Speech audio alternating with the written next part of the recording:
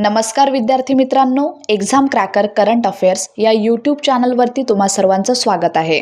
आज आपण बघणार आहोत 1 डिसेंबर 2025चे चालू घडामोडीतले टॉप 10 महत्त्वाचे प्रश्न, जे सर्व प्रकारच्या स्पर्धात्मक परीक्षांसाठी तुम्हाला उपयुक्त ठरतील.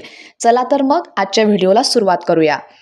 सगळ्यात आधी बघूया काल विचारलेला खास प्रश्न, आणि तो प्रश्न आहे 41वा गव्हर्नर्सचा गोल्ड कप कोणत्या फुटबॉल क्लबने जिंकला? तर या प्रश्नाचं योग्य उत्तर आहे पर्याय क्रमांक सी, म्हणजेच Rajasthan United FC. Rajasthan United FCने 41वा अखिल भारतीय गव्हर्नन्स गोल्ड कप 2025 जिंकला. गँगटोक येथील पालजोर स्टेडियममध्ये अंतिम सामना पार पडला. जोसेफ लाल वेनहिमा यांनी 59व्या मिनिटाला निर्णायक गोल केला. या स्पर्धेत सर्व्हिसेस FC उपविजेते ठरले. आता सुरुवात करूया आपल्याच्या टॉप 10 महत्त्वाच्या प्रश्नांना.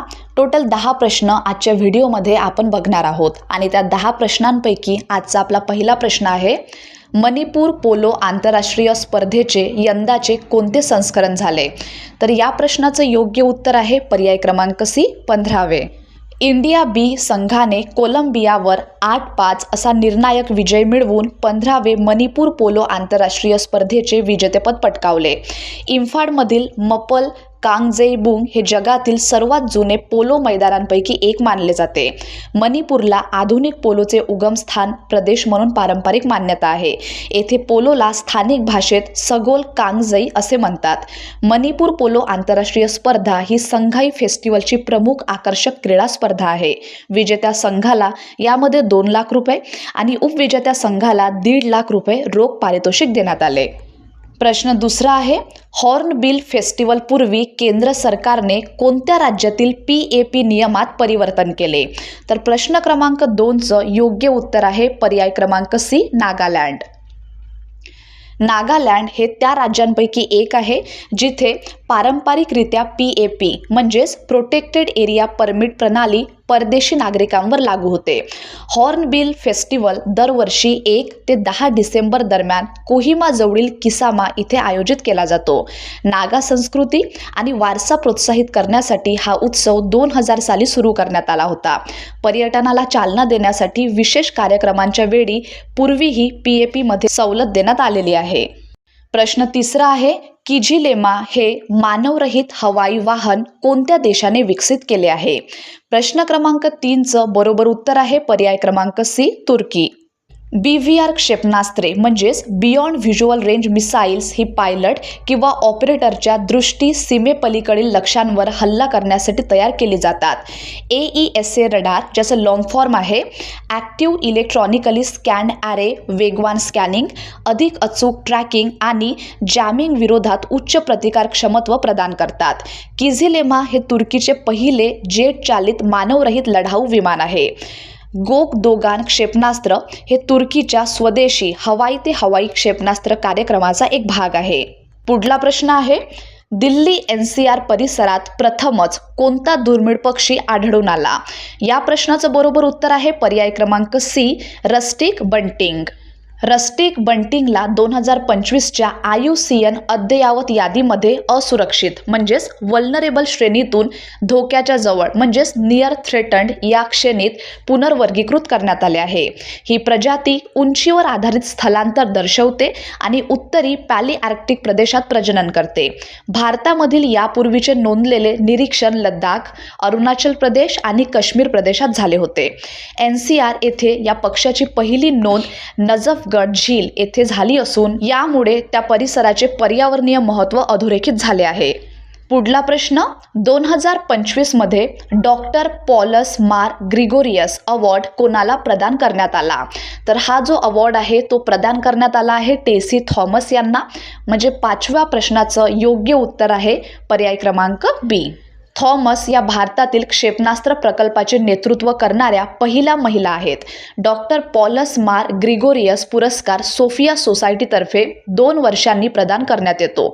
आपल्या सुरुवातीच्या क्षेपणास्त्र संशोधन प्रशिक्षणादरम्यान त्यांना डॉक्टर APJ अब्दुल कलाम यांचे मार्गदर्शन मिळाले. अग्नि क्षेपणास्त्र मालिकेच्या प्रगतीत त्यांनी महत्त्वपूर्ण भूमिका बजावली आहे. 6वा प्रश्न, विश्व एड्स दिन दरवर्षी कोणत्या दिवशी पाळला जातो? तर जो विश्व एड्स दिन आहे तो दरवर्षी पाळला जातो 1 डिसेंबर रोजी. प्रश्न 6व्याचं योग्य उत्तर राहील पर्याय क्रमांक बी. गावांमध्ये HIV विषयी शिक्षण देणे आणि गैरसमज दूर करण्यासाठी आशा व ANM कार्यकर्त्यांची भूमिका अत्यंत महत्त्वाची आहे. ग्रामीण आरोग्य केंद्रांमध्ये गुप्ततेच्या अडचणींमुळे HIV तपासणी विलंबाने होत असल्याचे मोठ्या प्रमाणात दिसून येते. 7वा प्रश्न आहे, पहिले भूवैज्ञानिक उद्यान कुठे सुरू करण्यात आले आहे? तर 7व्या प्रश्नाचं बरोबर उत्तर आहे पर्याय क्रमांक सी, कुवेत येथे. उद्यानाची उभारणी 2 टप्प्यांमध्ये करण्यात येत असून ते सुमारे 1000 चौरस किलोमीटर क्षेत्र व्यापणार आहे. या उद्यानाचे उद्दिष्ट युनेस्को ग्लोबल जिओ पार्क नेटवर्कमध्ये पात्र ठरणे हे आहे. पर्यावरणीय संवर्धनासाठी 300 पेक्षा जास्त स्थानिक वनस्पती प्रजातींची लागवड करण्याचे नियोजन केले आहे. हा प्रकल्प राष्ट्रीय शाश्वतता उद्दिष्टांपैकी एक भाग म्हणून कुवेत ऑइल कंपनीच्या समर्थनाने राबविण्यात येत आहे. 8वा प्रश्न आहे, world athletes of the year 2025 हा सन्मान कोणाला प्रदान करण्यात आला? तर 8व्या प्रश्नाचं योग्य उत्तर आहे पर्याय क्रमांक बी, जे आहे आर्म्ड डुप्लॉन्टिस आणि सिडनी मॅकलॉफ्लिन लेव्हरोन. स्वीडनचा पोल व्हॉल्ट खेळाडू आर्म्ड डुप्लॉन्टिस आणि अमेरिकन धावपटू सिडनी मॅकलॉफ्लिन लेव्हरोन यांना वर्ल्ड ॲथलेटिक्स अवॉर्ड्स 2025 मध्ये world athletes of the year म्हणून गौरवण्यात आले. डुप्लॉन्टिसला men's field athlete of the year तर मॅकलॉफ्लिन लेव्हरोनला women's track athlete of the year हा सन्मान प्रदान करण्यात आला. रायझिंग स्टार अवॉर्ड्स केनियाच्या एडमंड सेरम आणि चीनच्या झांग जियाले या जागतिक पदक विजेत्यांना प्रदान करण्यात आले. प्रश्न 9वा आहे, रोहित शर्माने वन डे क्रिकेटमध्ये एकूण किती षटकारांचा नवा जागतिक विक्रम प्रस्थापित केला? 9व्या प्रश्नाचं योग्य उत्तर आहे पर्याय क्रमांक सी, 352. भारताचा अनुभवी सलामीवीर Rohit Sharma one day cricket इतिहासातील सर्वाधिक षटकार ठोकणारा खेळाडू ठरला असून त्यांनी शाहिद आफ्रिदीचा विक्रम मोडीत काढला आहे. त्यांचा नवा जागतिक विक्रम आहे 352 वन डे षटकार. रोहितने हा विक्रम 278 वन डे आणि 270 डावांमध्ये केला. हिटमॅन म्हणून ओळखला जाणारा रोहित त्याच्या स्फोटक फलंदाजीसाठी, 3 वन डे द्विशतकांसाठी आणि वन डेतील सर्वोच्च वैयक्तिक धावसंख्या या कामगिरीसाठी प्रसिद्ध आहे.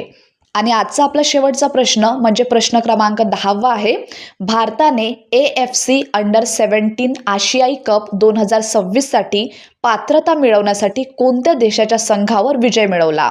प्रश्न क्रमांक 10व्याचं योग्य उत्तर आहे पर्याय क्रमांक सी, इराण. अहमदाबादमधील इका अरेनात झालेल्या AFC अंडर 17 आशियाई कप 2026 क्वालिफायर्समध्ये भारताने इराणला 2-1ने हरवून ऐतिहासिक विजय मिळवला. या विजयामुळे भारताने सौदी अरेबियात होणाऱ्या 2026 AFC अंडर 17 आशियाई कपसाठी पात्रता मिळवली आहे. हा संघ पुढील वर्षीच्या आशियाई कपसाठी पात्रता ठरलेला 4था भारतीय संघ आहे. त्याआधी वरिष्ठ महिला U20 महिला आणि U17 महिला संघ पात्र ठरले होते.